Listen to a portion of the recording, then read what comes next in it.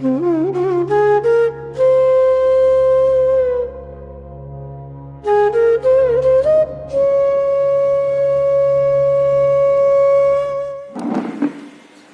ಊರಿಗೆ ಒಂದು ಸರ್ಕಸ್ ಬರ್ತದೆ. ಸರ್ಕಸ್ ಅಂತ ಹೇಳಿದ್ರೆ ಅಲ್ಲಿ ಏನಾದ್ರೂ ಒಂದು ಜನರನ್ನು ಆಕರ್ಷಣೆ ಮಾಡ್ಲಿಕ್ಕೆ ಏನಾದ್ರೂ ಒಂದು ಕಸರತ್ತುಗಳು ಬೇಕಾಗ್ತದೆ, ಸರ್ಕಸ್ಗಳು ಮಾಡ್ಬೇಕಾಗ್ತದೆ.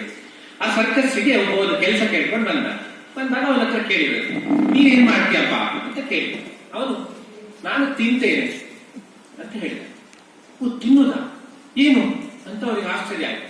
ಆಮೇಲೆ ಪ್ರದರ್ಶನ ಏರ್ಪಡಿಸಿದಾಗ ಎಲ್ರಿಗೂ ಗೊತ್ತಾಯ್ತು, ತಿನ್ನುವುದು ಅಂತ ಹೇಳಿದ್ರೆ ಸಾಮ ತಿನ್ನುವುದು, ಗಡ್ದಾಗಿ ತಿನ್ನುವುದು.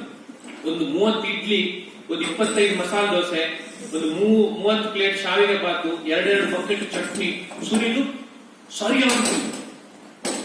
ಈ ಸರ್ಕಸ್ನವರಿಗೆ 2 ಶೋಗಳಿರ್ತದೆ. ಮಧ್ಯಾಹ್ನದ ಶೋದಲ್ಲಿ ಹೀಗೆ ತಿಂದಾದ್ಮೇಲೆ ಎಲ್ಲರಿಗೂ ಅದನ್ನು ನೋಡಿ ಅವರು ಮೂಕ ವಿಸ್ಮಿತರಾದರು. ಬಾಯಿಂದ ಮಾತೇ ಹೊರಡಲಿಲ್ಲ.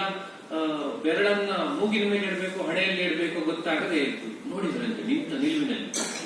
ಆಯ್ತು, ಮಧ್ಯಾಹ್ನ ತಿಂದ, ರಾತ್ರಿ ಸ್ವಲ್ಪ ಕಡಿಮೆ ಆಗ್ಬಹುದು ಅಂತ ಹೇಳಿ ರಾತ್ರಿ ಮತ್ತೆ 30 ಮಸಾಲೆ ದೋಸೆ ಬರಲಿ, 20 ಇಡ್ಲಿ ಬರಲಿ, 25 ಪ್ಲೇಟ್ ಬಿಸಿಬೇಳೆ ಬಾತ್ ಬರಲಿ.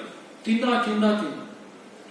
ಸರಿ, 2ನೇ ದಿನಕ್ಕೆ ಏನಾದ್ರು ಕಮ್ಮಿ ಆಗತ್ತಾ ಅಂತ ನೋಡಿದ್ರೆ 2ನೇ ದಿನವೂ ಹಾಗೆ. ಮಧ್ಯಾಹ್ನದ ಪ್ರದರ್ಶನದಲ್ಲೂ ಅಷ್ಟೇ ತಿಂದ, ರಾತ್ರಿಯ ಪ್ರದರ್ಶನದಲ್ಲೂ ಅಷ್ಟೇ ತಿಂದ.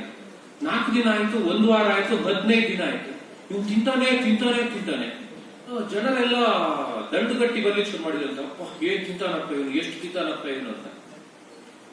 ಒಂದು 3 ವಾರ ಆದ್ಮೇಲೆ ಇವನು ಬಂದು ಹೇಳಿದಂತೆ ಯಜಮಾನ್ ಹತ್ರ, ಸ್ವಾಮಿ ನಾನು ರಾಜೀನಾಮೆ ಕೊಡ್ತಾ ಇದ್ದೇನೆ, ನನ್ನಿಂದ ಆಗುದಿಲ್ಲ ಕೆಲಸ.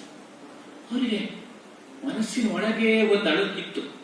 ಪಾಪ ತಿಂತಾನೆ ಅಂತ ನಾವು ಇಷ್ಟು ತಿನ್ಸಿದ್ರೆ ಅವನ ಆರೋಗ್ಯದ ಗತಿ ಏನಾಗ್ಬೇಕು, ನಾವು ಶೋಷಣೆ ಮಾಡಿದಾಗ ಆಯ್ತೋ ಏನೋ ಅಂತ ಇವರಿಗೆ ಮನಸ್ಸಿನೊಳಗೆ ಒಂದು ಅಳುಕಿತ್ತದೆ. ಆದ್ರೂ ಅವ್ರು ಕೇಳಿದಂತೆ, ಏನಪ್ಪ ಏನಾದ್ರು ಸಮಸ್ಯೆ ಆಯ್ತಾ, ನಮ್ಮಿಂದಾಗಿ ಏನಾದ್ರು ತೊಂದರೆ ಆಯ್ತಾ ನಿನಗೆ ಅಂತ ಕೇಳಿದ್ರು. ಆಗ ಅವನು ಹೇಳಿದಂತೆ, ಅಲ್ಲ ಸ್ವಾಮಿ, ಮಧ್ಯಾಹ್ನವೂ ಕೆಲಸ, ರಾತ್ರಿಯೂ ಕೆಲಸದೇ ಕೆಲಸ, ಹೀಗಾಗಿ ನಾನು ಊಟ ಮಾಡೋದು ಯಾವಾಗ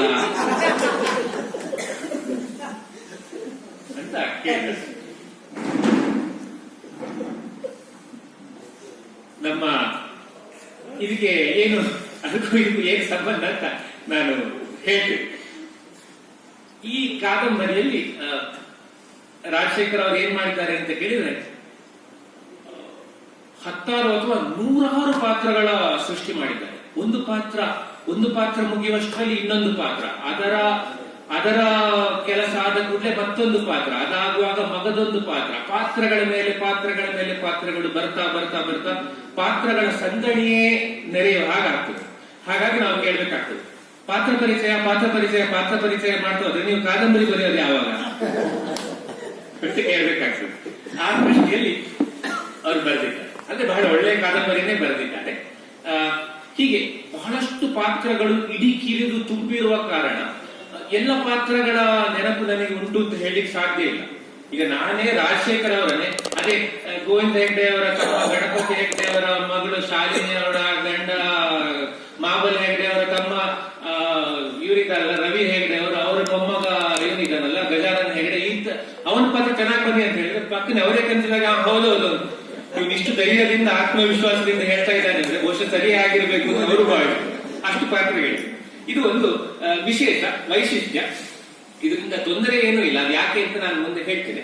ಹೀಗಿರುವ ಕಾರಣ ಈ ಕಾದಂಬರಿಯನ್ನು ನಾನು ಚೆನ್ನಾಗಿಯೇ ಓದಿಕೊಂಡು ಬಂದಿದ್ದೇನಾದರೂ ಇದ್ರ ಮೇಲೆ ನೀವೇನಾದ್ರೂ ಒಂದು 100 ಅಂಕಗಳ ಒಂದು ಪರೀಕ್ಷೆ ಮಾಡಿದ್ರೆ ನಾನು ಉತ್ತೀರ್ಣನಾಗ್ತೇನೆ ಅಂತ ಧೈರ್ಯದಿಂದ ಹೇಳಲಿಕ್ಕೆ ಸಾಧ್ಯ ಇಲ್ಲ.